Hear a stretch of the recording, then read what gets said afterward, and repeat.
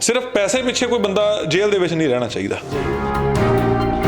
कि झूठे केस नहीं होंगे, किराए जोगे पैसे ले ला तो उन्हें 500 का नोट ना जो मेरे तो फड़िया उन्हें 3 बारी अगे पिछे किया। मैनू कहता जी मजाक कर रहे हो। आपने पॉकेट चोरी की है? 9 महीने हो गए सी उन्होंने, करीब करीब 7 साल हो गए सी अंदर हुई नूं। वो कहते जी मदर नूं तां 7 साल हो गए मरे हुए। सच्ची एक मरी हुई मां सी, भी माता नूं विआह ते भी अपने इन्ना चाह नहीं होना। सत श्री अकाल जी, न्यूज़ टाइम पंजाब देख रहे हो तुसीं। मैं हाँ विशाल शारदा। पंजाब दे विच तकरीबन काफ़ी ऑर्गेनाइजेशन ने जिहड़ियां सोशल ऑर्गेनाइजेशन काफ़ी काम कर रही ने लोक भलाई दे गरीबां दी मदद वास्ते। लेकिन लुधियाने दे विच एक अजिही NGO है जो मैं कह सकदा कि जिहड़े कैदी जेलों दे विच जिहड़े अपनी सज़ा पूरी कर चुके ने उन्हां दी जमानत करवाउण वास्ते कोई नहीं हुंदा ते उन्हां दी हैल्प वास्ते ये NGO जिहड़ी अगे आउंदी है। NGO दा नाम है जी हैल्प ऑर्गेनाइजेशन, जिसनूं चला रहे ने लुधियाने तो सीनियर एडवोकेट गगन जी है ते सीनियर एडवोकेट तेजपाल सिंह जी साडे नाल इस वेले मौजूद ने। उन्हां नाल ही गलबात करदे हां। सब तो पहले तो गगन जी बहुत बहुत स्वागत है तुहाडा। धन्यवाद जी, थैंक यू सर, बहुत बहुत स्वागत है। धन्यवाद, थैंक यू सर, तुहाडी ऑर्गेनाइजेशन है जिहड़ी बेसिकली काम करदी की है, थोड़ा जिहा विस्तारपूर्वक दसो। विशाल जी, असी देखो पंजाब दे विच ना साडी गुरुआं पीरां दी धरती है और बड़ियां सारियां संस्थावां अपने अपने लैवल ते बहुत सारे पंजाब दे भले दे लई काम कर रहीआं ने। साडी जिहड़ी संस्था है थोड़ी जी वख है, मतलब कह लो कि थोड़ी वखरी, काफ़ी ज़्यादा डिफरेंट है। साडी संस्था का काम है कि असी जिहड़े लोग बेसहारा ने उहदे विच वो स्पैसीफिकली लोग जिन्हां दा अग्गा पिछा ही कोई नहीं, मतलब कई बारी सानू इस वास्ते भी बड़ी सारियां कॉल्स आ जांदियां ने कि मेरा केस लड़ दो जी जां मैं इत्थे हाँ जी, बट असी सिर्फ तो सिर्फ वो लोगों ही टारगेट कर सकते हैं क्योंकि साडा दायरा हजे बहुत घट है। असी सिर्फ वो लोगों टारगेट कर पाने जिन्हां दी सजावां ऑलरेडी सरकार वालों कंप्लीट हो चुकियां ने। मान लो किसी एक व्यक्ति नूं जिहदी सज़ा 10 साल सी वो खत्म हो गई, पर हुण सिर्फ एक थोड़े बहुते जुर्माने पिछे जां जमानत ना देण करके वो पिछले साल तो अंदर है, 2 साल तो अंदर है। उन्हां लोकां नूं असी आप खुद जुर्माना उन्हां दा इकट्ठा करके असी 10-15 भरा हैगे आ जिहड़े सारे एक NGO दे विच जुड़े हुए हैं। सारिਆਂ ਦੀ ਇੱਕੋ जी सोच है। सोच सिर्फ ये है कि पंजाब दी जेल दे विच कोई भी बंदा इहो जिहा ना रहे जिहदा कोई अग्गा पिछा नहीं जां जिहदे कोले पैसे नहीं हैगे। सिर्फ पैसे पिछे कोई बंदा जेल दे विच नहीं रहना चाहिए। सो देखो आम तौर पर देखा जाता है कि कई बारी कोई भी बंदा अंदर हुंदा ना तो दूरों दूरों परिवार आपस च रिश्तेदार इकट्ठे हो जाते हैं भी एक दिन लिए भी साडा बंदा अंदर नहीं जाना चाहिए। मैं भी हाँ, तुसीं भी हो, असीं भी परिवारां वाले हाँ, होर भी लोग परिवारां वाले। बीइंग एन एडवोकेट मैं वकालत करदा, मेरे को 100 तरह के केस आते हैं जिहदे विच लोग हज़ारां लखां रुपया खर्चण नूं तैयार हो जाते हैं कि साडा बंदा एक दिन लिए भी अंदर नहीं जाना चाहिए। तुसीं दसो खर्चा करना कित्थे है? असीं वधिया तो वधिया वकील खड़ा करांगे, असीं हर संभव कोशिश करांगे कि साडा बंदा एक दिन लिए भी अंदर ना जाए। पर मतलब बड़ा दुख होंदा है और बड़ा इमोशनल हो जाते हैं कई बार असीं भी जेल जाके जदों ये ज़्यादा पता लगता है भी ये बंदा जी पिछले 4 साल तो अंदर बैठा है। क्यों? सज़ा पूरी हो चुकी है, सरकार ने बाकी दी रहिंदी सज़ा दी माफ़ करती, पर जुर्माना खड़ा है जां इहदी कोई जमानत खड़ी है जो कि परिवार दे। हुण देखो जिहड़ा बंदा अंदर है, हुण मान लो एक बंदा 10 साल तो अंदर है जां 5 साल तो अंदर है जां 15 साल तो अंदर है, हुण उहदे कोले पैसे कित्थों आउणगे? कई बारी इदां हुंदा है भी जदों बंदे दी उमर मान लो 25-30 साल सी, वो 20 साल अंदर कढ़ आया। नैचुरल गल है काफ़ी केसां दे विच माँ बाप नहीं रहिंदे, कोई भैन भरा मगर आउण वाला काफ़ी लोगों के उन्होंने भी नहीं रहिंदे। काफ़ी लोगों के इदां हुंदा है कि माँ प्यो चले गए, भैन भरा नहीं रहे। हुण इहो जिहे लोगों का जुर्माना किहने भरना है? सरकार, हर बंदा अपना अपना बिजी है जी, किसी को टाइम नहीं किसी वास्ते। और ये एक मतलब मैं दस रहा भी हस्पतालों वास्ते बड़े लोग काम कर रहे हैं, ਵੱਖ-ਵੱਖ NGOs बन गई, यतीम खाने बन गए, मतलब बड़ियां अच्छियां NGOs पंजाब दे विच चल रही हैं। मतलब पूरे इंडिया में मैनूं लगदा सब तो वध NGOs पंजाब दे विच और वधिया लैवल ते काम कर रही हैं। बट ये एक कह लो कि एरिया इहो जिहा जेलां वाला जिहड़ा इग्नोर होया होया, जिहदे वल किसी दा ध्यान ही नहीं हैगा। पहली गल तो ज़्यादातर लोग पंगा लैंदे नहीं कि हर बंदा असी सानू भी हजे बहुत जड़ियां दिक्कतां परेशानियां आउंदियां कि असी एडवोकेट होने करके भी तां भी असी अपना जोर अजमाइश भी करते हैं भी सानू इदां दे लोकां दा जेलां चों पता लगे, पर फिर भी नहीं पता लग पाउंदा। पर आम जिहड़े एरियाज़ ने उन्हां दे विच फील्ड्स दे विच लोग काम कर रहे हैं, बहुत वधिया काम कर रहे हैं, पर ये जिहड़ी फील्ड है वो इग्नोर होई हुई है। एक तो यह है कि ज़्यादातर लोगों के मन च ये हुंदा यार कि ये लोग तो क्रिमिनल ने, ਵੀ ਇਹਨਾਂ ਲੋਕਾਂ ਦੇ ਭਲਾ ਕਰਨ ਦੀ ਕੀ ਲੋੜ ਹੈ। ਈਵਨ ਸਾਨੂੰ ਵੀ ਇੱਕ ਵਾਰੀ ਕਿਸੇ ਨੇ ਸਵਾਲ ਕਰ ਲਿਆ, ਉਹ ਕਹਿੰਦਾ ਯਾਰ ਤੁਸੀਂ ਕ੍ਰਿਮੀਨਲਸ ਦੀ ਮਦਦ ਕਰ ਰਹੇ ਹੋ। ਦੇਖੋ ਪਹਿਲੀ ਗੱਲ ਤਾਂ ਇਸ ਚੀਜ਼ ਤੋਂ ਕੋਈ ਵੀ ਅਣਜਾਣ ਨਹੀਂ ਹੈ, ਪੂਰੇ ਪੰਜਾਬ ਦੇ ਵਿੱਚ ਕੀ ਪੂਰੇ ਹਿੰਦੁਸਤਾਨ 'ਚ ਜਿਹਨੂੰ ਵੀ ਪੁੱਛ ਲਓ ਕਿ ਕੀ ਇੰਡੀਆ ਦੇ ਵਿੱਚ ਜਾਂ ਪੰਜਾਬ ਦੇ ਵਿੱਚ ਫਾਲਸ ਇੰਪਲੀਕੇਸ਼ਨਸ ਨਹੀਂ ਹੁੰਦੀਆਂ, ਕੀ ਝੂਠੇ ਕੇਸ ਨਹੀਂ ਹੁੰਦੇ। ਤੁਸੀਂ ਕਿਸੇ ਵੀ ਜੇਲ੍ਹ ਦੇ ਮੈਂਬਰ ਨੂੰ ਜਾ ਕੇ ਕਿਤੇ ਵੀ ਜਾ ਕੇ ਪੁੱਛ ਲਓ, ਈਵਨ ਕੋਰਟਸ ਵੀ ਬਾਅਦ 'ਚ 10 ਸਾਲ ਬਾਅਦ ਬੰਦਾ ਬਰੀ ਕਰ ਦਿੰਦੀਆਂ ਨੇ। ਉਹ ਜਿਹੜਾ 10 ਸਾਲ ਬੰਦਾ ਅੰਦਰ ਰਹਿ ਜਾਂਦਾ ਹੈ, ਉਹ ਸਮਾਂ ਕੌਣ ਕੰਪਨਸੇਟ ਕਰੇਗਾ? ਜੋ ਮਤਲਬ ਮੈਂ ਆਪਣੇ ਮੂੰਹੋਂ ਨਹੀਂ ਦੱਸ ਸਕਦਾ ਵੀ ਕਿੰਨੀ % ਆਫ ਕੇਸਿਸ ਲੋਕ ਵਿਚਾਰੇ ਨਜਾਇਜ਼ ਹੀ ਸੰਤਾਪ ਭੋਗ ਰਹੇ ਆ। ਦੂਸਰੀ ਗੱਲ, ਸਾਡਾ ਟਾਰਗੇਟ ਸਿਰਫ ਉਹ ਬੰਦੇ ਹੁੰਦੇ ਨੇ ਜਿਨ੍ਹਾਂ ਨੂੰ, ਹੁਣ ਦੇਖੋ ਇੱਕ ਬੰਦੇ ਨੂੰ ਸਜ਼ਾ ਕੀਤੀ, ਉਹਦੀ ਸਜ਼ਾ ਕੰਪਲੀਟ ਹੋ ਗਈ, 10 ਸਾਲ ਹੋ ਗਏ ਜਾਂ 15 ਸਾਲ ਹੋ ਗਏ ਜਾਂ 20 ਸਾਲ ਹੋ ਗਏ, ਉਹਦੀ ਸਜ਼ਾ ਹੁਣ ਖਤਮ ਹੋ ਗਈ।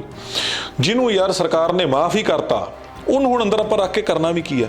ਉਹ ਬੈਠਾ ਕਿਉਂ ਹੈ? ਕਿ ਉਹਦੇ ਕੋਲ ਪੈਸੇ ਹੈ ਨਹੀਂ।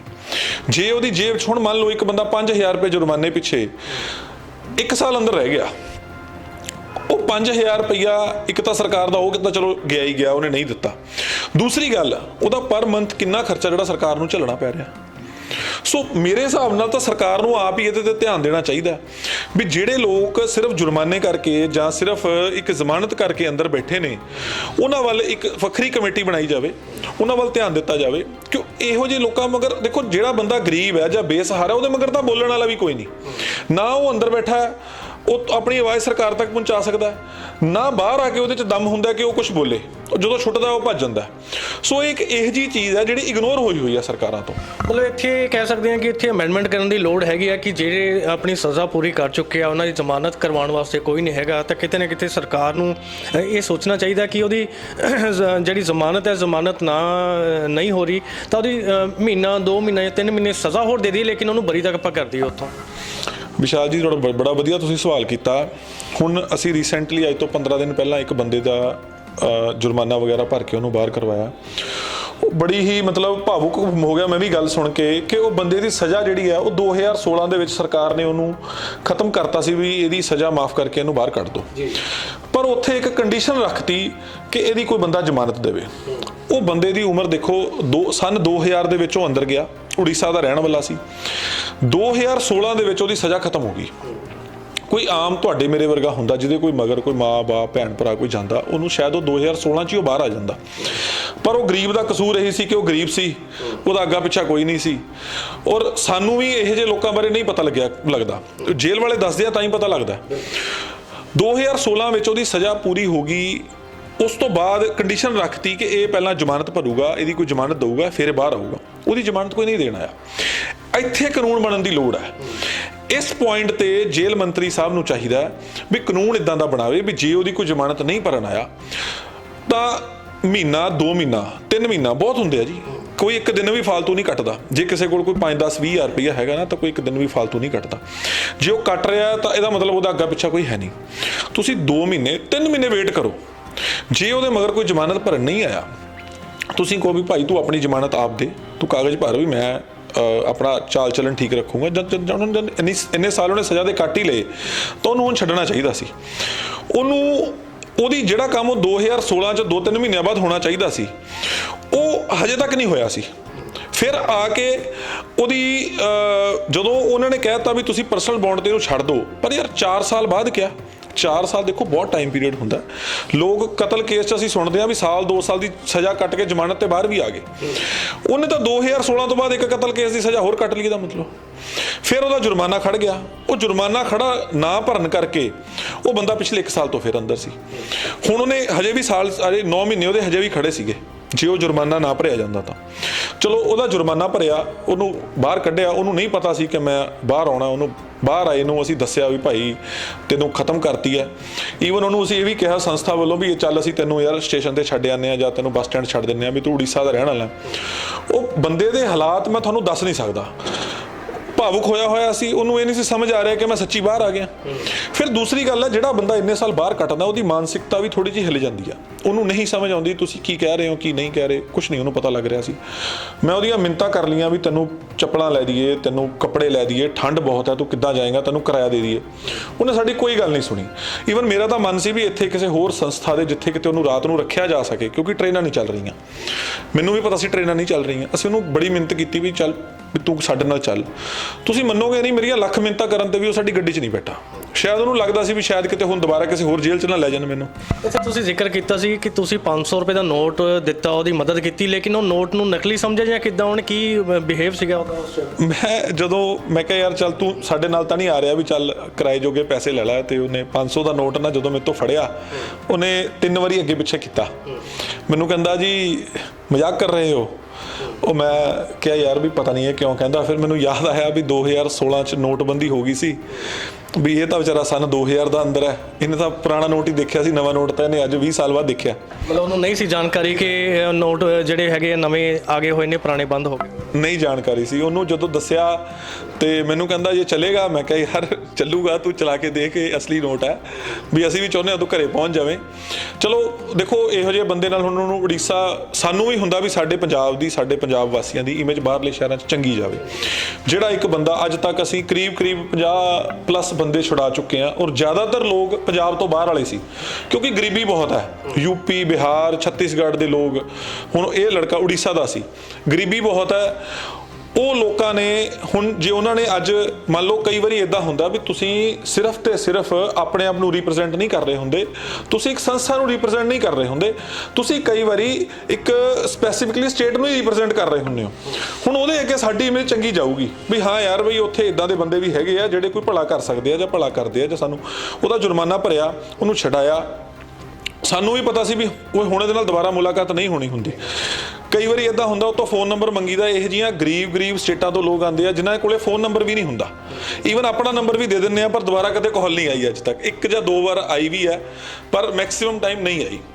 ਲੋਕ ਛੁੱਟ ਕੇ ਭੱਜੇ ਜਾਂਦੇ ਆ ਵੀ ਚਲੋ ਯਾਰ ਆਪਣੇ ਘਰ ਨੂੰ ਚੱਲੀਏ, ਵੀ ਹੁਣ ਬਹੁਤ ਸਾਲ। ਦੇਖੋ ਹੁਣ ਮੈਂ ਤੁਹਾਨੂੰ ਦੱਸਦਾ ਵੀ ਜਿਹੜਾ ਉੜੀਸਾ ਦਾ ਬੰਦਾ ਛੜਾਇਆ, ਇਹ 21 ਸਾਲ ਦੀ ਉਮਰ 'ਚ ਜੇਲ੍ਹ 'ਚ ਗਿਆ, 41 ਸਾਲ ਦੀ ਉਮਰ 'ਚ ਬਾਹਰ ਆਇਆ। ਅੱਧੀ ਉਮਰ ਤਾਂ ਉਹਨੇ ਕੱਢ ਲਈ, ਰਹਿ ਕੀ ਗਿਆ। ਔਰ ਉਹਦੇ ਹਾਲਾਤ ਤੁਸੀਂ ਸ਼ਕਲ ਦੇਖ ਕੇ ਕਹਿ ਨਹੀਂ ਸਕਦੇ ਸੀ। ਮੈਨੂੰ ਲੱਗਿਆ ਵੀ ਇਹਦੀ ਉਮਰ 60+ ਹੋਊਗੀ। ਉਹ ਤਾਂ ਜਦੋਂ ਜੇਲ੍ਹ ਵਾਲਿਆਂ ਨੇ ਦੱਸਿਆ ਵੀ ਤਾਂ ਉਮਰ 41 ਸਾਲ ਹੈ, ਪਰ ਉਹਦੇ ਹਾਲਾਤ ਸੀ, ਵਾਲ ਚਿੱਟੇ ਹੋਏ ਸੀ। ਮਤਲਬ ਹੁਣ ਤੁਸੀਂ ਸੋਚ ਹੀ ਸਕਦੇ ਹੋ ਜੀ ਵੀ ਜੇ ਸਾਡੇ ਲੋਕਾਂ ਨੂੰ 1-2 ਵੀ ਅੰਦਰ ਰਹਿਣਾ ਪੈ ਜਾਵੇ ਤਾਂ ਸਾਡੇ ਕੀ ਹਾਲਾਤ ਹੋ ਜਾਂਦੇ ਆ। ਮੈਂ ਬਿਲਕੁਲ ਦੁਬਾਰਾ ਇਸ ਪੁਆਇੰਟ ਦੇ ਉੱਤੇ ਫਿਰ ਆਉਂਗਾ। ਤੇਜਪਾਲ ਜੀ, ਤੁਹਾਡੇ ਨਾਲ ਸਵਾਲ ਹੈ ਕਿ ਤੁਹਾਡੀ ਸੰਸਥਾ ਜਿਹੜੀ ਤੁਸੀਂ ਬਣਾਈ ਹੈ, ਹੈਲਪ ਆਰਗੇਨਾਈਜੇਸ਼ਨ ਜਿਹੜੀ ਤੁਸੀਂ ਬਣਾਈ ਹੋਈ ਹੈ, ਇਸ ਦੇ ਵਿੱਚ ਟੋਟਲ ਤੁਹਾਡੇ ਕਿੰਨੇ ਸਾਥੀ, ਕਿੰਨੇ ਮੈਂਬਰ ਨੇ, ਤੇ ਇਹਦੀ ਫੰਡਿੰਗ ਹੈ ਜਿਹੜੀ ਤੁਸੀਂ ਕਿਤੋਂ ਬਾਹਰੋਂ ਵੀ ਲੈਂਦੇ ਹੋ ਜਾਂ ਆਪਣੇ ਜੇਬ ਦੇ ਵਿੱਚੋਂ ਹੀ ਸਾਰੇ ਸਾਥੀ ਮਿਲ ਕੇ ਖਰਚ ਕਰਦੇ ਹੋ? ਦੇਖੋ ਅਸੀਂ ਜਿਹੜੇ ਸਾਡੇ ਮੈਂਬਰ ਦੇ ਟੋਟਲ ਅਸੀਂ 10 ਮੈਂਬਰ ਹੈਗੇ ਆ ਜੀ, 10 ਜਾਂ 11 ਮੈਂਬਰ ਹੈਗੇ ਟੋਟਲ। ਆਪਾਂ ਸਾਰੇ ਅਸੀਂ ਭਾਈਚਾਰੇ ਪੂਰੇ ਸਾਰੇ ਵਕੀਲ ਐਡਵੋਕੇਟਸ ਨੇ। ਇਹਦੇ ਵਿੱਚ ਕੀ ਹੈ, ਅਸੀਂ ਫੰਡਿੰਗ ਬਾਹਰੋਂ ਕੋਈ ਵੀ ਨਹੀਂ, ਹਾਲੇ ਤੱਕ ਅੱਜ ਤੱਕ ਕੋਈ ਵੀ ਨਹੀਂ ਲਿੱਤੀ। ਜਿੰਨੀ ਵੀ ਹੁਣ ਤੱਕ ਅਸੀਂ ਕੀਤੀ, ਅਸੀਂ ਆਪਸ ਰਲ ਕੇ, ਭਰਾਵਾਂ ਨੇ ਰਲ ਕੇ ਆਪਣੇ ਪੋਕਟ 'ਚੋਂ ਕੀਤੀ ਹੈ, ਠੀਕ ਹੈ। ਤੇ ਸਾਨੂੰ ਆਫਰਸ ਆਉਂਦੀਆਂ ਨੇ, ਸਾਨੂੰ ਆਪਣੇ ਅਕਾਊਂਟ ਨੰਬਰ ਦਿਓ ਜਾਂ ਜੋ ਵੀ ਹੈ। ਅਸੀਂ ਅੱਜ ਤੱਕ ਕੋਈ ਪ੍ਰੋਵਾਈਡ ਨਹੀਂ ਕੀਤਾ ਕਿਸੇ ਨੂੰ ਕੁਝ ਵੀ, ਸਭ ਕੁਝ ਅਸੀਂ ਕੋਲੋਂ ਹੀ ਕੀਤਾ ਜੋ ਵੀ ਕੀਤਾ। ਤੇ ਸਾਡੀ ਇਹੀ ਹੈ ਕਿ ਵੀ ਚਲੋ ਜਿੰਨਾ ਕੁ ਸਾਕੋ ਹੁੰਦਾ ਆਪਾਂ ਕਰੀਏ। ਜੇ ਸਾਡਾ ਸਰਕਾਰ ਸਾਡਾ ਤੁਰਦੀ ਹੈ, ਆਪਾਂ ਰਲ ਕੇ ਇਸ ਚੀਜ਼ ਨੂੰ ਆਪਾਂ ਅੱਗੇ ਵਧਾਈਏ ਤੇ ਕੰਮ ਵੱਧ ਤੋਂ ਵੱਧ ਆਪਾਂ ਲੋਕਾਂ ਦੀ ਹੈਲਪ ਕਰੀਏ ਇਸ ਚੀਜ਼ ਦੀ। ਇੱਥੇ ਮੈਂ ਆਪਣੇ ਦਰਸ਼ਕਾਂ ਨੂੰ ਦੱਸ ਦੇਵਾਂ ਕਿ ਇੱਕ ਕੇਸ ਐਸਾ ਵੀ ਆਇਆ ਇਹਨਾਂ ਦੇ ਕੋਲੇ ਕਿ ਗਗਨ ਹੋਰਾਂ ਦੀ NGO ਨੇ ਜਦੋਂ ਇੱਕ ਲੇਡੀ ਸਜ਼ਾ ਕੱਟ ਰਹੀ ਸੀ, ਜਦੋਂ ਉਸ ਲੇਡੀ ਨੂੰ ਬਾਹਰ ਕਢਵਾਇਆ ਤੇ ਉਸਦੇ ਘਰਦਿਆਂ ਤੱਕ ਜਦੋਂ ਅਪਰੋਚ ਕੀਤੀ ਗਈ ਤਾਂ ਉਹਨਾਂ ਦੇ ਉਸ ਲੇਡੀ ਦੇ ਘਰਦਿਆਂ ਨੇ ਐਕਚੁਅਲੀ ਉਸ ਲੇਡੀ ਦਾ ਭੋਗ ਪਾ ਚੁੱਕੇ ਸੀ। ਉਹ ਸਮਝ ਚੁੱਕੇ ਸੀ ਕਿ ਇਹ ਮਾਰ ਚੁੱਕੀ ਹੈ। ਗਗਨ ਜੀ, ਉਹ ਕੀ ਸੀ ਮਾਮਲਾ ਸਾਰਾ? ਵਿਸ਼ਾਲ ਜੀ, ਇਹ ਸਭ ਤੋਂ ਪਹਿਲਾਂ ਜਿਹੜਾ ਅਸੀਂ ਛਡਾਇਆ ਸੀ, ਉਹ ਲੇਡੀ ਦਾ ਨਾਮ ਸੀ ਗਿਆਨੀਆ, ਬੇਤੀਆ ਜ਼ਿਲ੍ਹਾ ਸੀ ਬਿਹਾਰ ਦੇ ਵਿੱਚ, ਉੱਥੇ ਦੀ ਰਹਿਣ ਵਾਲੀ ਸੀ। ਤੇ ਅਸੀਂ ਜਦੋਂ ਸੰਸਥਾ ਬਣਾਈ ਤਾਂ ਅਸੀਂ ਸਭ ਤੋਂ ਪਹਿਲਾਂ ਜੇਲ੍ਹ ਗਏ। ਅਸੀਂ ਵੂਮਨ ਜੇਲ੍ਹ 'ਚ ਵੀ ਗਏ, ਮੈਨ ਜੇਲ੍ਹ 'ਚ ਵੀ ਗਏ। ਉਹਨਾਂ ਨੂੰ ਦੱਸਿਆ ਵੀ ਭਾਈ ਇਹ ਸੰਸਥਾ ਅਸੀਂ ਬਣਾਈ ਹੈ, ਤੁਸੀਂ ਸਾਨੂੰ ਦੱਸੋ ਵੀ ਅਸੀਂ ਕੀ ਕੋਈ ਇਹੋ ਜਿਹਾ ਬੰਦਾ ਹੈ ਜਿਹਦੀ ਕੋਈ ਸਜ਼ਾ ਪੂਰੀ ਹੋਈ ਹੋਵੇ, ਜਿਹਦੀ ਜ਼ਮਾਨਤ ਹੋ ਚੁੱਕੀ ਹੈ, ਕਾਗਜ਼ ਭਰਨ ਵਾਲੇ ਰਹਿ ਗਏ, ਵੀ ਕੋਈ ਬੰਦਾ ਜਿਹੜਾ ਮਗਰ ਨਾ ਆਇਆ ਹੋਵੇ। ਤਾਂ ਉਹਨਾਂ ਨੇ ਦੱਸਿਆ ਵੀ ਇੱਕ ਲੇਡੀ ਹੈਗੀ ਹੈ ਤੇ ਉਹ ਨਸ਼ੇ ਦੇ ਕੇਸ ਦੇ ਵਿੱਚ ਉਹਨੂੰ ਭੀਖ ਮੰਗਦੀ ਸੀ। ਉਹਨੂੰ ਕਿਸੇ ਨੇ ਪੈਕਟ ਫੜਾਤਾ ਤੇ ਉਹ ਟ੍ਰੇਨ ਦੇ ਵਿੱਚ ਕਿਸੇ ਨੇ ਪੈਸੇ ਫੜਾਤੇ ਵੀ ਅਗਲੇ ਸਟੇਸ਼ਨ ਦੇ ਦੀ। ਉਹ ਫੜੀ ਗਈ, ਬਾਅਦ ਵਿੱਚ ਉਹਦੀ ਜ਼ਮਾਨਤ ਹੋ ਗਈ। ਮਤਲਬ ਕਿਸੇ ਨੇ ਉਹਨੂੰ ਪੈਕਟ ਫੜਾਤਾ ਉੱਦਾਂ ਹੀ ਕਿ ਉਹਨੂੰ ਲਾਲਚ ਦਿੱਤਾ ਪੈਸਿਆਂ ਦਾ ਵੀ ਉਹ ਫਲਾਣੇ ਬੰਦੇ ਨੂੰ ਕਿਸੇ ਨੂੰ ਪਕੜਾ ਦਿਓ। ਜੀ। ਉਸ ਤੋਂ ਬਾਅਦ ਉਹ ਅਰੈਸਟ ਹੋ ਗਈ। ਅਰੈਸਟ ਹੋਣ ਤੋਂ ਬਾਅਦ ਚਲੋ ਉਹਦਾ ਕੇਸ ਚੱਲਿਆ, ਉਹਨੂੰ ਜ਼ਮਾਨਤ ਮਿਲ ਗਈ। ਜ਼ਮਾਨਤ ਮਿਲਣ ਤੋਂ ਬਾਅਦ ਵੀ 9 ਮਹੀਨੇ ਹੋ ਗਏ ਸੀ ਉਹਨੂੰ, ਕਰੀਬ 7 ਸਾਲ ਹੋ ਗਏ ਸੀ ਅੰਦਰ ਹੋਈ ਨੂੰ, ਪਰ ਜ਼ਮਾਨਤ ਹੋਈ ਨੂੰ 9 ਮਹੀਨੇ ਹੋ ਗਏ ਸੀ, ਉਹਨੂੰ ਕੋਈ ਛੁਡਾਉਣ ਨਹੀਂ ਆਇਆ। ਤੇ ਉਹਨਾਂ ਨੇ ਸਾਨੂੰ ਦੱਸਿਆ, ਜੇਲ੍ਹ ਵਾਲਿਆਂ ਨੇ, ਚਲੋ ਅਸੀਂ ਐਫਰਟਸ ਸਾਰੇ ਭਰਾਵਾਂ ਨੇ ਰਲ ਮਿਲ ਕੇ ਉਹਦੀ ਬੇਲ ਵਗੈਰਾ ਕਰਵਾਈ। ਤੇ ਫਿਰ ਉਹਨਾਂ ਨੇ ਦੱਸਿਆ ਵੀ ਅਸੀਂ ਜਿਹੜੀ ਇਹ ਲੇਡੀ ਹੈ ਵੀ ਅਸੀਂ ਕਿਸੇ ਇੱਦਾਂ ਨਹੀਂ ਇਹਨੂੰ ਛੱਡ ਸਕਦੇ, ਵੀ ਇਹਦਾ ਕੋਈ ਪਰਿਵਾਰ ਦਾ ਮੈਂਬਰ ਲੈਣ ਆਵੇ।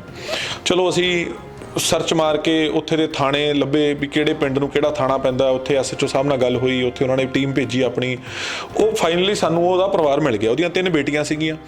ਉਹਨੂੰ ਉਹਦੀ ਕਾਸਟ ਪੁੱਛੀ ਜੇਲ੍ਹ ਵਾਲਿਆਂ ਨੇ, ਉਹਦਾ ਪਿੰਡ ਪੁੱਛਿਆ, ਉਹਦੇ ਹਸਬੈਂਡ ਦਾ ਨਾਂ ਪੁੱਛਿਆ, ਬੱਚੇ ਕੀ ਕਰਦੇ, ਸਾਰਾ ਪੁੱਛ ਕੇ ਚਲੋ ਅਸੀਂ ਲੱਭ ਲਿਆ।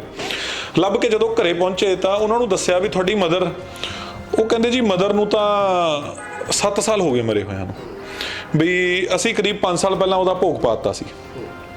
ਅਸੀਂ ਉਹਨੂੰ ਦੱਸਿਆ ਵੀ ਨਹੀਂ ਤੁਹਾਡੀ ਮਦਰ ਜਿੰਦਾ। ਮੇਰੀ ਫੋਨ ਤੇ ਉਹਨਾਂ ਨਾਲ ਗੱਲ ਹੋਈ, ਮੈਂ ਕਿਹਾ ਵੀ ਤੁਹਾਡੀ ਮਦਰ ਹਜੇ ਜਿੰਦਾ, ਵੀ ਤੁਸੀਂ ਇੱਥੇ ਉਹਨਾਂ ਨੂੰ ਲੈਣ ਆਓ। ਉਹਦੀਆਂ 3 ਬੇਟੀਆਂ ਸੀ, ਵੀ ਤੁਸੀਂ ਸੋਚ ਸਮਝਦੇ ਹੋ ਵੀ ਪਰਿਵਾਰ ਦੇ ਕੀ ਹਾਲਾਤ ਰਹੇ ਹੋਣਗੇ। ਮਤਲਬ ਉਹਦੀਆਂ ਬੇਟੀਆਂ ਨੂੰ ਵਿਸ਼ਵਾਸ ਹੀ ਨਹੀਂ ਹੋਇਆ ਵੀ ਸਾਡੀ ਮਦਰ ਸੱਚੀ ਹੈਗੀ ਹੈ। ਤੇ ਉਹ ਫਿਰ ਉਹਦਾ ਸਨ ਇਨ ਲਾ ਉੱਥੋਂ ਕਹਿੰਦਾ ਜੀ ਵੀ ਮੈਂ ਆ ਜਾਣਾ। ਤੇ ਅਸੀਂ ਉਹਨੂੰ ਕਿਹਾ ਵੀ ਤੁਸੀਂ ਸਨ ਇਨ ਲਾ ਨੂੰ ਵੀ ਤੁਸੀਂ ਆ ਜਾਓ। ਉਹ ਮੈਨੂੰ ਕਹਿੰਦਾ ਵੀ ਮੈਂ ਆ ਤਾਂ ਜਾਊਂਗਾ ਪਰ ਮੇਰੇ ਕੋਲੇ ਕਿਰਾਇਆ ਹੈ ਨਹੀਂਗਾ। ਤੇ ਚਲੋ ਅਸੀਂ ਕਿਹਾ ਵੀ ਤੂੰ ਫੜ ਕੇ ਕਿਰਾਇਆ ਆ ਜਾ, ਇੱਥੋਂ ਤੈਨੂੰ ਵਾਪਸੀ ਦਾ ਕਿਰਾਇਆ ਤੇਰਾ ਵੀ ਤੇ ਮਾਤਾ ਦਾ ਵੀ ਅਸੀਂ ਆਪ ਦੇ ਦਾਂਗੇ, ਤੂੰ ਆ ਜਾ ਕਿਸੇ ਤਰੀਕੇ। ਚਲੋ ਉੱਥੋਂ ਆਇਆ, ਫਿਰ ਅਸੀਂ ਉਹਨੂੰ ਜੇਲ੍ਹ 'ਚੋਂ ਉਹਦਾ ਸਾਰਾ ਕੰਮ ਕਰਵਾ ਕੇ ਉਹਨੂੰ ਇੱਥੋਂ ਭਿਜਵਾਇਆ। ਔਰ ਬੜਾ ਹੀ ਐਪਰੀਸ਼ੀਏਟ ਕੀਤਾ। ਚਲੋ ਜਦੋਂ ਸਾਰਿਆਂ ਨੂੰ ਦੱਸਿਆ ਬਈ ਉਹ ਨਿਊਜ਼ ਵਾਲਿਆਂ ਨੇ ਵੀ ਇਸ ਤਰ੍ਹਾਂ ਦੀ ਖਬਰ ਲਾਈ ਵੀ ਡੈਡ ਮਦਰ ਨੂੰ ਤੁਸੀਂ ਆਪਣੇ ਪਰਿਵਾਰ ਨਾਲ ਮਿਲਾਤਾ, ਵੀ ਉਹ ਸੱਚੀ ਇੱਕ ਮਰੀ ਹੋਈ ਮਾਂ ਸੀ ਪਰਿਵਾਰ ਦੇ ਲਈ, ਬੱਚਿਆਂ ਲਈ ਉਹ ਮਰ ਚੁੱਕੀ ਸੀਗੀ, ਜਿਹੜੀ ਕਿ ਦੁਬਾਰਾ ਜਿੰਦਾ ਹੋ ਕੇ 7 ਸਾਲ ਬਾਅਦ ਉਹਨਾਂ ਨੂੰ ਮਿਲੀ। ਸੋ ਮਨ ਨੂੰ ਵੀ ਇੱਕ ਤਸੱਲੀ ਮਿਲਦੀ ਹੈ, ਖੁਸ਼ੀ ਮਿਲਦੀ ਹੈ। ਕੀ ਰਿਐਕਸ਼ਨ ਸੀ ਉਸ ਵੇਲੇ ਉਸ ਦੇ ਪਰਿਵਾਰ ਦੇ? ਸਰ ਤੁਹਾਨੂੰ ਦੱਸ ਨਹੀਂ ਸਕਦੇ, ਇੱਕ ਤਾਂ ਰੋਂਦੇ ਚੁੱਪ ਨਹੀਂ ਹੋਏ ਉਹ। ਮਤਲਬ ਸਾਡੀ ਸੰਸਥਾ ਦੇ ਅੱਧੇ ਮੈਂਬਰ ਦੇਖ ਕੇ ਰੋਣ ਲੱਗ ਗਏ ਸੀ ਵੀ ਯਾਰ ਬਈ ਅਸੀਂ ਲੋਕ ਸਿਰਫ ਤੇ ਸਿਰਫ ਕਈ ਵਾਰੀ ਮਤਲਬ ਭੁੱਲ ਜਾਂਦੇ ਆ, ਰੱਬ ਨੂੰ ਭੁੱਲ ਜਾਂਦੇ ਆ। ਮਤਲਬ ਇਹ ਚੀਜ਼ਾਂ ਤੁਹਾਨੂੰ ਰੱਬ ਦੇ ਨੇੜੇ ਕਰ ਦਿੰਦੀਆਂ ਕਈ ਵਾਰੀ, ਵੀ ਲੋਕਾਂ ਦੇ ਆਹ ਹਾਲਾਤ ਨੇ, ਵੀ ਤੁਸੀਂ ਕਿੰਨੇ ਬਲੈਸਡ ਹੋ, ਤੁਹਾਡੇ ਕੋਲੇ ਕਿੰਨਾ ਕੁਛ ਹੈ, ਵੀ ਤੁਸੀਂ ਆਹ ਦੇਖੋ ਵੀ ਇਹ ਹਾਲਾਤ ਵੀ ਹੈਗੇ ਨੇ ਕਿ ਇੱਕ ਮਰੇ ਹੋਏ ਬੰਦੇ ਦਾ ਭੋਗ ਪਿਆ ਹੋਇਆ ਬੰਦਾ ਉਹ ਵਾਪਸ ਜਾ ਰਿਹਾ। ਕਮੀ ਕਿੱਥੇ ਹੈ? ਪੈਸਾ ਨਹੀਂ ਹੈ। ਪਰਿਵਾਰ, ਜਿੱਥੇ ਪਰਿਵਾਰ ਤਕੜਾ ਹੁੰਦਾ ਉਹ ਆਪਣਾ ਬੰਦਾ ਲੱਭ ਲੈਂਦਾ। ਜਿੱਥੇ ਪਰਿਵਾਰ ਮਾੜਾ ਹੈ, ਜਿਹਦੇ ਕੋਲ ਇੱਕ ਅਖਬਾਰ 'ਚ ਇਸ਼ਤਿਹਾਰ ਦੇਣ ਜੋਗੇ ਵੀ ਪੈਸੇ ਹੈ ਨਹੀਂ ਵੀ ਸਾਡਾ ਬੰਦਾ ਗੁੰਮਸ਼ੁਦਾ ਹੋ ਗਿਆ, ਉਹ ਆਪਣਾ ਬੰਦਾ ਕਿੱਥੋਂ ਲੱਭ ਲੂਗਾ? ਉਹ ਐਫਰਟਸ ਹੀ ਨਹੀਂ ਕਰਦੇ, ਪੈਸੇ ਹੀ ਨਹੀਂ ਹੁੰਦੇ। ਸੋ ਇਸ ਤਰ੍ਹਾਂ ਦੇ ਹੋਰ ਬੜੇ ਸਾਰੇ ਕੇਸ ਨੇ। ਮਤਲਬ ਮੇਰੇ ਕੋਲੇ ਬਹੁਤ ਲੰਬੀ ਲਿਸਟ ਹੈ। ਮਤਲਬ ਕਈ ਵਾਰੀ ਇੱਦਾਂ ਹੁੰਦਾ ਵੀ ਸ਼ਾਮ ਨੂੰ ਜਦੋਂ ਜੇਲ੍ਹ ਦੇ ਵਿੱਚ ਕਈ ਵਾਰੀ ਇੱਦਾਂ ਹੁੰਦਾ ਜੁਰਮਾਨਾ ਜ਼ਿਆਦਾ ਹੁੰਦਾ ਤੇ ਭਰਨਾ ਔਖਾ ਹੋ ਜਾਂਦਾ, ਪਰ ਜਦੋਂ ਬੰਦਾ ਛੁਡਾਈਦਾ ਫਿਰ ਮਨ ਨੂੰ ਸਕੂਨ ਮਿਲਦਾ ਜਦੋਂ ਉਹਦੀ ਗੱਲ ਸੁਣੀਦੀ ਆ ਯਾਰ ਵੀ ਚੱਲ ਯਾਰ ਕੋਈ ਭਲੇ ਦਾ ਕੰਮ ਸਾਡੇ ਹੱਥੋਂ ਹੋ ਗਿਆ। ਮਤਲਬ ਵਿਛੜਿਆਂ ਨੂੰ ਮਿਲਵਾਉਣ ਦਾ ਕੰਮ ਕਰਦੇ ਹੋ, ਤੇ ਜਦੋਂ ਉਹ ਆਪਸ ਵਿੱਚ ਦੋਨੇ ਪਰਿਵਾਰ ਵਾਲੇ ਉਹਨਾਂ ਨੂੰ ਮਿਲਦੇ ਆ, ਆਪਣੇ ਜੀ ਨੂੰ ਮਿਲਦੇ ਆ, ਜਦੋਂ ਇੱਕ ਅਲੱਗ ਜਿਹੀ ਇੱਕ ਸੈਟੀਸਫੈਕਸ਼ਨ ਫੀਲ ਹੁੰਦੀ ਹੋਊਗੀ ਤੁਹਾਨੂੰ ਸਾਥੀਆਂ ਨੂੰ ਕਿ ਇੱਕ ਕਿੰਨਾ ਪੁੰਨ ਦਾ ਕੰਮ ਅਸੀਂ ਕਰਦੇ ਪਏ ਹਾਂ। ਜਿਹੜੇ ਤਾਂ ਪਰਿਵਾਰ ਵਾਲੇ ਸਮਝਦੇ ਆ ਕਿ ਬੰਦਾ ਸਾਡਾ ਮਰ ਚੁੱਕਿਆ, ਤੇ ਜਦੋਂ ਉਹ ਦੇਖਦੇ ਆ ਕਿ ਬੰਦਾ ਸਾਡਾ ਜ਼ਿੰਦਾ ਹੈ ਤੇ ਉਸ ਦੇ ਨਾਲ ਜਦੋਂ ਤੁਸੀਂ ਉਹ ਪਰਿਵਾਰ ਨੂੰ ਮਿਲਦੇ ਹੋ, ਉਹਨਾਂ ਦਾ ਮੇਲ ਕਰਵਾਉਂਦੇ ਹੋ, ਤਾਂ ਇੱਕ ਅਲੱਗ ਤਰ੍ਹਾਂ ਦੀ ਸੈਟੀਸਫੈਕਸ਼ਨ ਮੈਂ ਕਹਿੰਦਾ ਕਿ ਸਮਝਦਾ ਕਿ ਇੱਕ ਮਨ ਨੂੰ ਇੱਕ ਤਸੱਲੀ ਅਲੱਗ ਤਰ੍ਹਾਂ ਦੀ ਮਿਲਦੀ ਹੋ। ਮੈਂ ਵਿਸ਼ਾਲ ਜੀ ਤੁਹਾਡੀ ਇਸੇ ਗੱਲ ਤੇ ਨਾ ਇੱਕ ਹੋਰ ਗੱਲ ਸਾਂਝੀ ਕਰਨਾ ਚਾਹੁੰਦਾ। ਅੱਜ ਤੋਂ 2 ਸਾਲ ਪਹਿਲਾਂ ਕਰੀਬ ਸਾਨੂੰ ਪਤਾ ਲੱਗਿਆ ਕਿ ਇੱਕ ਬੰਦੇ ਦੀ ਸਜ਼ਾ ਪੂਰੀ ਹੋ ਚੁੱਕੀ ਹੈ। ਕਰੀਬ ਉਹਨਾਂ ਨੇ 20 ਸਾਲ ਅੰਦਰ ਕੱਢੇ ਸੀ ਤੇ 77 ਸਾਲ ਉਸ ਬੰਦੇ ਦੀ ਉਮਰ ਸੀਗੀ। ਉਹਦੀ ਸਰਕਾਰ ਨੇ ਸਜ਼ਾ ਮਾਫ ਕਰਤੀ, ਪਰ ਕੰਡੀਸ਼ਨ ਰੱਖਤੀ ਵੀ ਇਹ 2 ਜ਼ਮਾਨਤਾਂ ਭਰੇ। ਉਹ 2 ਜ਼ਮਾਨਤਾਂ ਕੋਈ ਭਰਨ ਨਹੀਂ ਆਇਆ, ਉਹਦੀਆਂ ਸਜ਼ਾ ਤੋਂ ਵੀ ਖਤਮ ਹੋਈ ਨੂੰ 9 ਮਹੀਨੇ ਉੱਪਰ ਹੋ ਗਏ ਸੀ। ਦੇਖੋ, ਇੱਕ ਵਾਈਫ ਨੂੰ ਪਤਾ ਹੋਵੇ ਕਿ ਮੇਰਾ ਹਸਬੈਂਡ ਦੀ ਸਜ਼ਾ ਪੂਰੀ ਹੋ ਚੁੱਕੀ ਹੈ, ਸਿਰਫ ਇੱਕ ਕਾਗਜ਼ ਭਰਨੇ ਆ। ਮਤਲਬ ਕੀ ਹਾਲਾਤ ਹੁੰਦੇ ਆ ਉਸ ਟਾਈਮ। ਕਈ ਵਾਰੀ ਬੰਦਾ ਕਿੰਨਾ ਮਜਬੂਰ ਹੋ ਜਾਂਦਾ ਕਿ ਵਕੀਲ ਜੋਗੇ ਜਾਂ ਫਾਈਨ ਭਰਨ ਜੋਗੇ ਵੀ ਪੈਸੇ ਨਹੀਂ ਸੀਗੇ ਉਹਨਾਂ ਕੋਲੇ। ਸਾਨੂੰ ਪਤਾ ਲੱਗਿਆ, ਚਲੋ ਮੈਂ ਆਪਣੇ ਲੁਧਿਆਣੇ ਦਾ ਹੀ ਕੇਸ ਸੀ, ਭੱਟੀਆਂ ਪਿੰਡ ਦਾ। ਮੈਂ ਮਾਤਾ ਜੀ ਨੂੰ ਬੁਲਾਇਆ ਆਪਣੇ ਕੋਲੇ। ਮੈਂ ਮਾਤਾ ਜੀ ਨੂੰ ਪੁੱਛਿਆ ਵੀ ਤੁਸੀਂ ਕੀ ਕੰਮ ਕਰਦੇ ਹੋ? ਕਹਿੰਦੇ ਜੀ ਵੀ ਮੈਂ ਤਾਂ ਲੋਕਾਂ ਦੇ ਘਰਾਂ ਦੇ ਵਿੱਚ ਕੰਮ ਕਰਦੀ ਹਾਂ, ਮੈਂ ਮਹੀਨੇ ਦਾ ਬੜੀ ਮੁਸ਼ਕਿਲ 1000 ਰੁਪਏ ਜੋੜ ਸਕਦੀ ਹਾਂ, ਮੇਰੀ ਦਵਾਈ ਵੀ ਚੱਲਦੀ ਹੈ, ਮੇਰੀ ਰੋਟੀ ਵੀ ਚੱਲਦੀ ਹੈ। ਔਰ ਮੇਰੇ ਤੋਂ 30 ਤੋਂ 40 ਹਜ਼ਾਰ ਰੁਪਈਆ ਵਕੀਲ ਨੇ ਖਰਚਾ ਮੰਗਿਆ ਮੇਰੇ ਹਸਬੈਂਡ ਦੇ ਸਾਰੇ ਕਾਗਜ਼ ਭਰਨ ਦਾ। ਵੀ ਤੁਸੀਂ ਕਹਿੰਦੇ ਆ ਸਮਝ ਲਓ ਕਿ ਜੇ ਮੈਂ 1000 ਰੁਪਏ ਮਹੀਨਾ ਜੋੜਦੀ ਹਾਂ ਤੇ ਮੈਂ ਕਿੰਨੇ ਮਹੀਨਿਆਂ ਬਾਅਦ ਆਪਣੇ ਹਸਬੈਂਡ ਨੂੰ ਬਾਹਰ ਛਡਾਊਂਗੀ। ਤੇ ਮੈਂ ਕਿਹਾ ਮਾਤਾ ਜੀ ਵੀ ਜੇ ਅਸੀਂ ਇਹ ਕੰਮ ਤੁਸੀਂ ਆਸ਼ੀਰਵਾਦ ਦਿਓ ਤਾਂ ਅਸੀਂ ਕੱਲ੍ਹ ਹੀ ਕਰ ਦਈਏ। ਤੇ ਮਾਤਾ ਜੀ ਤਾਂ ਭਾਵੁਕ ਹੋ ਗਏ। ਤੇ ਮੈਂ ਕਿਹਾ ਜੀ ਤੁਸੀਂ ਇਸ ਤਰ੍ਹਾਂ ਕਰੋ ਬਈ ਚਲੋ ਅਸੀਂ ਤਿਆਰੀ ਕਰਦੇ ਹਾਂ, ਅਸੀਂ ਕੱਲ੍ਹ ਸਵੇਰੇ ਕਰਦੇ ਹਾਂ ਸਾਰਾ ਕੰਮ, ਤੇ ਤੁਸੀਂ ਨਾ ਇਸ ਤਰ੍ਹਾਂ ਕਰੋ ਕੱਲ੍ਹ ਸ਼ਾਮੀ 5:30 ਵਜੇ ਜੇਲ੍ਹ ਦੇ ਬਾਹਰ ਪਹੁੰਚੋ। ਮੇਰੇ ਕੋਲ ਤਸਵੀਰ ਪਈ ਆ ਉਹਦੀ। ਤੇ ਮਾਤਾ ਜੀ ਜੇਲ੍ਹ ਦੇ ਬਾਹਰ ਪਹੁੰਚ ਗਏ। ਚਲੋ ਸਾਰਾ ਕੰਮ ਪੋਜ਼ੀਟਿਵਲੀ ਸਾਰਾ ਸਹੀ ਹੋ ਗਿਆ। ਜੇਲ੍ਹ ਵਾਲਿਆਂ ਨੇ ਵੀ ਸਾਡਾ ਕਾਫੀ ਸਾਥ ਦਿੱਤਾ। ਉਹ ਬਾਬਾ ਜੀ ਸੀ, 77 ਸਾਲ ਉਮਰ ਸੀ। ਹੁਣ ਮਾਤਾ ਨੂੰ ਟੈਨਸ਼ਨ ਇਹ ਸੀ ਵੀ ਕਿਤੇ ਇਹ ਨਾ ਹੋਵੇ ਬਾਬੇ ਦੀ ਉਮਰ ਜ਼ਿਆਦਾ ਵੀ ਕਿਤੇ ਅਸੀਂ ਮਿਲ ਹੀ ਨਾ ਸਕੀਏ, ਵੀ ਟਾਈਮ ਜ਼ਿਆਦਾ ਹੋ ਜਾਵੇ। ਦੇਖੋ ਉਮਰ ਕਿੰਨੀ ਕੁ ਹੁੰਦੀ ਆ ਬੰਦੇ ਦੀ, ਤੇ ਮਾਤਾ ਜੀ ਨੂੰ ਇਸ ਗੱਲ ਦੀ ਟੈਨਸ਼ਨ ਸੀਗੀ। ਜਦੋਂ ਅਸੀਂ ਉਹ ਬਾਪੂ ਜੀ ਨੂੰ ਉੱਥੋਂ ਛਡਾਇਆ, ਬੇਬੇ ਤੇ ਬਾਬੂ ਆਪਸ 'ਚ ਮਿਲੇ, ਮਤਲਬ ਮੈਂ ਤੁਹਾਨੂੰ ਮਾਤਾ ਦੇ ਹਾਲਾਤ ਨਹੀਂ ਦੱਸ ਸਕਦਾ ਵੀ ਮਾਤਾ ਨੂੰ ਵਿਆਹ ਤੇ ਵੀ ਆਪਣੇ ਇੰਨਾ ਚਾਅ ਨਹੀਂ ਹੋਣਾ। ਮਤਲਬ ਉਹ ਮਾਤਾ ਦੀ ਖੁਸ਼ੀ ਨਾਲ ਮਤਲਬ ਤੁਸੀਂ ਮਤਲਬ ਬੰਦੇ ਨੂੰ ਦੇਖ ਕੇ ਤਸੱਲੀ ਹੋ ਜਾਂਦੀ ਸੀ ਵੀ ਹਾਂ ਰੱਬ ਨੇ ਕੋਈ ਚੰਗਾ ਕੰਮ ਸਾਡੇ ਇੱਥੋਂ ਕਰਾਤਾ। ਤੁਸੀਂ ਇਮੇਜਿਨ ਹੀ ਨਹੀਂ ਕਰ ਸਕਦੇ ਜੀ, ਜਿਹੜਾ ਬੰਦਾ 20 ਸਾਲ ਬਾਅਦ ਬਾਹਰ ਆਇਆ ਹੈ, ਉਹਦੇ ਪਰਿਵਾਰ ਦਾ ਜਾਂ ਉਹਦਾ ਆਪਸ ਦੇ ਵਿੱਚ ਮਿਲਣ ਲੱਗਿਆ ਕੀ ਭਾਵ ਹੁੰਦੇ ਆ ਜਾਂ ਕੀ ਉਹਨਾਂ ਦੇ ਹਾਲਾਤ ਹੁੰਦੇ ਆ, ਆਪਾਂ ਲੋਕ ਸੋਚ ਵੀ ਨਹੀਂ ਸਕਦੇ। ਜਿਹਦੇ ਨਾਲ ਹੁੰਦੀ ਆ ਸਿਰਫ ਉਹੀ ਸੋਚ ਸਕਦਾ। ਅਸੀਂ ਤਾਂ ਅੰਦਾਜ਼ਾ ਲਗਾ ਸਕਦੇ ਹਾਂ ਔਰ ਖੁਸ਼ ਹੋ ਸਕਦੇ ਹਾਂ ਚੱਲ ਯਾਰ ਕੋਈ ਹੱਥੋਂ ਚੰਗਾ ਕੰਮ ਹੋ ਗਿਆ। ਬਿਲਕੁਲ, ਜਿਵੇਂ ਤੁਸੀਂ ਦੱਸ ਰਹੇ ਹੋ ਕਿ 77 ਸਾਲ ਉਮਰ ਸੀ ਉਹਨਾਂ ਦੀ, ਜਿਹੜੀ ਉਮਰ ਦੇ ਵਿੱਚ ਮੰਜੇ ਤੇ ਬਹਿ ਕੇ ਆਰਾਮ ਕਰਨ ਦੀ ਸੀ ਤੇ ਉਹ ਜੇਲ੍ਹ ਦੇ ਵਿੱਚ ਸਜ਼ਾ ਕੱਟ ਰਹੇ ਸੀ। ਅਗਰ ਤੁਸੀਂ ਵੀ ਉਹਨਾਂ ਦੀ ਮਦਦ ਨਾ ਕਰਦੇ ਤਾਂ ਬੇਸ਼ੱਕ ਚਾਹੇ ਕੁਝ ਹੋਰ ਸਾਲ ਅੰਦਰ ਹੀ ਰਹਿਣਾ ਪੈਂਦਾ ਉਹਨਾਂ ਨੂੰ। ਸਰ ਇਸ ਤਰ੍ਹਾਂ ਦੇ ਬਹੁਤ ਸਾਰੇ ਕੇਸਿਸ ਨੇ, ਉੱਥੇ ਸਾਨੂੰ ਦਿੱਕਤ ਬਹੁਤ ਆ ਰਹੀ ਹੈ। ਸਾਨੂੰ ਦਿੱਕਤ ਇਹ ਆ ਰਹੀ ਹੈ ਵੀ ਅਸੀਂ 10 ਭਰਾਵਾਂ 'ਚ ਚਲੋ ਅਸੀਂ ਐਫਰਟਸ ਕਰਾਂਗੇ, ਅਸੀਂ ਪੂਰੇ ਪੰਜਾਬ ਦੇ ਵਿੱਚ 100 ਭਰਾ ਵੀ ਨਾਲ ਜੋੜ ਲਾਂਗੇ। ਅਸੀਂ ਕਰ ਰਹੇ ਹਾਂ। ਸਾਡੇ ਕੋਲੇ ਹੁਣ ਕਪੂਰਥਲੇ, ਬਠਿੰਡੇ ਕੁਝ ਐਡਵੋਕੇਟਸ ਨੇ ਸਾਨੂੰ ਅਪਰੋਚ ਕੀਤਾ ਵੀ ਆਪਾਂ ਰਲ ਮਿਲ ਕੇ ਸਾਰਿਆਂ ਪਾਸੇ ਕੰਮ ਕਰਦੇ ਹਾਂ, ਸੰਸਥਾ ਦਾ ਅਸੀਂ ਫੈਲਾਅ ਕਰਾਂਗੇ। ਪਰ ਉਹ ਤਾਂ ਦਿੱਕਤ ਕਿੱਥੇ ਆਉਂਦੀ ਹੈ, ਸਾਨੂੰ ਇਹੋ ਜਿਹੇ ਲੋਕਾਂ ਦਾ ਡਾਟਾ ਨਹੀਂ ਮਿਲਦਾ, ਸਾਨੂੰ ਪਤਾ ਹੀ ਨਹੀਂ ਹੈ। ਫਿਰ ਤੁਹਾਨੂੰ ਕਿਵੇਂ ਪਤਾ ਲੱਗਦਾ ਹੈ ਕਿ ਨਜਾਇਜ਼ ਹੀ ਇੱਕ ਜੇਲ੍ਹ ਦੇ ਵਿੱਚ ਬੰਦਾ ਫਸਿਆ ਹੈ, ਨਜਾਇਜ਼ ਇਨ ਦਾ ਸੈਂਸ ਵੀ ਸਜ਼ਾ ਪੂਰੀ ਹੋ ਚੁੱਕੀ ਹੈ, ਫਿਰ ਕਿਵੇਂ ਪਤਾ ਲੱਗਦਾ? ਉਹ ਇਸ ਤਰ੍ਹਾਂ ਹੁੰਦਾ ਜੀ ਵੀ ਜਿਵੇਂ ਜੇਲ੍ਹ ਦੇ ਵਿੱਚ ਹੀ ਕੋਈ ਮਤਲਬ ਕਹਿ ਲਓ ਕਿ ਚੰਗੇ ਅਫਸਰ ਨੇ ਜਿਹੜੇ ਕਿ ਸਾਨੂੰ ਫੋਨ ਕਰਕੇ ਦੱਸ ਦਿੰਦੇ ਆ ਵੀ ਭਾਈ ਵੀ ਇਸ ਬੰਦੇ ਦੀ ਸਿਰਫ ਜੁਰਮਾਨੇ ਕਰਕੇ ਜਾਂ ਸਜ਼ਾ ਕਰਕੇ ਔਰ ਇਹ ਬੰਦਿਆਂ ਦੇ ਕੋਈ ਮਗਰ ਹੀ ਨਹੀਂ ਆ ਰਿਹਾ ਜਾਂ ਇਹਨਾਂ ਨੂੰ 15 ਸਾਲ ਤੋਂ ਕੋਈ ਮਿਲਣ ਵੀ ਨਹੀਂ ਆਇਆ। ਨਹੀਂ ਤੇ ਆਮ ਲੋਕਾਂ ਨੂੰ ਹਰ ਹਫਤੇ ਕੋਈ ਨਾ ਕੋਈ ਘਰੋਂ ਮਿਲਣ ਆ ਜਾਂਦਾ ਵੀ ਇਹੋ ਜਿਹੇ ਲੋਕ, ਕੋਈ ਇਹੋ ਜਿਹੇ ਬੰਦੇ ਤਾਂ ਸਾਨੂੰ ਕਿਸੇ ਦਾ ਪਤਾ ਦੱਸ ਦਿੰਦੇ ਨੇ, ਸਾਨੂੰ ਪਤਾ ਲੱਗ ਜਾਂਦਾ, ਫਿਰ ਅਸੀਂ ਉੱਤੇ ਪ੍ਰੋਸੈਸ ਸ਼ੁਰੂ ਕਰ ਦਿੰਦੇ ਹਾਂ। ਪਰ ਉੱਥੇ ਦਿੱਕਤ ਪਰੇਸ਼ਾਨੀ ਇਹ ਆਉਂਦੀ ਆ ਵੀ ਸਾਨੂੰ ਕੋਈ ਸਪੈਸੀਫਿਕਲੀ ਡਾਟਾ ਉਹਦਾ ਨਹੀਂ ਮਿਲਦਾ। ਸੋ ਇੱਥੇ ਅਸੀਂ ਹੁਣ ਪਿੱਛੇ ਜੇ ਲਾਸਟ ਟਾਈਮ ਵੀ ਅਸੀਂ ਜੇਲ੍ਹ ਮੰਤਰੀ ਸਾਹਿਬ ਨੂੰ ਮਿਲੇ ਸੀ, ਰਿਕੁਐਸਟ ਕੀਤੀ ਸੀ। ਹੁਣ ਜਦੋਂ ਸਰਕਾਰ ਕਾਂਗਰਸ ਦੀ ਬਣੀ, ਹੁਣ ਅਸੀਂ ਫਿਰ ਪਲਾਨ ਕਰ ਰਹੇ ਹਾਂ ਵੀ ਸੰਸਥਾ ਦਾ ਇੱਕ ਡੈਪੂਟੇਸ਼ਨ ਲਿਜਾ ਕੇ ਅਸੀਂ ਜੇਲ੍ਹ ਮੰਤਰੀ ਸਾਹਿਬ ਨੂੰ ਮਿਲੀਏ। ਉੱਥੇ ਕੁਝ ਚੇਂਜਿਸ ਦੀ ਲੋੜ ਹੈ। ਇੱਕ ਤਾਂ ਕਾਨੂੰਨ ਬਦਲਣ ਦੀ ਲੋੜ ਹੈ, ਜਿਹੜੀ ਆਪਣੀ ਪਹਿਲਾਂ ਗੱਲ ਹੋਈ ਵੀ ਜਿਹੜਾ ਬੰਦਾ ਪਹਿਲਾਂ ਹੀ 15 ਸਾਲ 18 ਸਾਲ ਕੱਢ ਗਿਆ ਉਹਨੂੰ 4-5 ਸਾਲ ਫਾਲਤੂ ਕਿਉਂ ਰਹਿਣਾ ਪੈ ਜਾਵੇ ਕਿਸੇ ਨਿੱਕੀ ਜੀ ਗੱਲ ਤੇ। ਦੂਸਰੀ ਗੱਲ ਹੋਰ, ਚਲੋ ਜੇਲ੍ਹ ਦੀਆਂ ਇੰਟਰਨਲ ਮੈਟਰਸ ਦੇ ਵਿੱਚ ਨਹੀਂ ਅਸੀਂ ਆਉਂਦੇ ਵੀ ਉਹਨਾਂ ਦੇ ਉੱਥੇ ਉਹਨਾਂ ਨੂੰ ਕੀ ਕਾਫੀ ਪ੍ਰੋਬਲਮਸ ਫੇਸਬੁੱਕ ਤੇ ਅਸੀਂ ਪਾਇਆ ਤਾਂ ਕਾਫੀ ਲੋਕਾਂ ਦੇ ਕਮੈਂਟਸ ਵਗੈਰਾ ਆਏ, ਮੈਸੇजेस ਆਏ ਵੀ ਉੱਥੇ ਆਹ ਪ੍ਰੋਬਲਮ ਹੈ ਜੀ, ਉੱਥੇ ਆਈ, ਉੱਥੇ ਆਹ ਸੁਣਵਾਈ ਨਹੀਂ, ਉਹ ਸੁਣਵਾਈ ਨਹੀਂ। ਪਰ ਮੈਂ ਇਹ ਕਹਿੰਦਾ ਉਹਨਾਂ ਸਾਰੀਆਂ ਗੱਲਾਂ ਨੂੰ ਛੱਡ ਕੇ ਸਿਰਫ ਤੇ ਸਿਰਫ ਅਸੀਂ ਉਸ ਚੀਜ਼ ਤੇ ਵਰਕਆਊਟ ਕਰਨਾ ਚਾਹੁੰਦੇ ਹਾਂ ਵੀ ਜਿਹੜੇ ਬੰਦੇ ਸਜ਼ਾ ਪੂਰੀ ਕਰਨ ਤੋਂ ਬਾਅਦ ਸਿਰਫ ਪੈਸਿਆਂ ਪਿੱਛੇ ਜਾਂ ਸਿਰਫ ਇੱਕ ਕਹਿ ਲਓ ਕਿ ਵਕੀਲ ਨਹੀਂ ਹੈ, ਮੇਨਲੀ ਤਾਂ ਪੈਸੇ ਨਹੀਂ ਹੈ, ਵਕੀਲ ਵੀ ਪੈਸੇ ਨਾਲ ਹੀ ਹੋਣਾ, ਵੀ ਸਿਰਫ ਉਸ ਚੀਜ਼ ਕਰਕੇ ਕੋਈ ਜੇਲ੍ਹ ਦੇ ਵਿੱਚ ਨਾ ਰਵੇ। ਸਾਡਾ ਮੋਟਿਵ ਸਿਰਫ ਇੰਨਾ ਹੀ ਹੈ ਜੀ। ਸਾਡੇ ਨਾਲ ਜੁੜੇ ਰਹਿਣ ਲਈ ਇਸ ਵੀਡੀਓ ਨੂੰ ਲਾਈਕ ਕਰੋ, ਸ਼ੇਅਰ ਕਰੋ, ਸਬਸਕ੍ਰਾਈਬ ਕਰੋ ਅਤੇ ਘੰਟੀ ਦਾ ਬਟਨ ਜ਼ਰੂਰ ਦਬਾਓ। ਧੰਨਵਾਦ।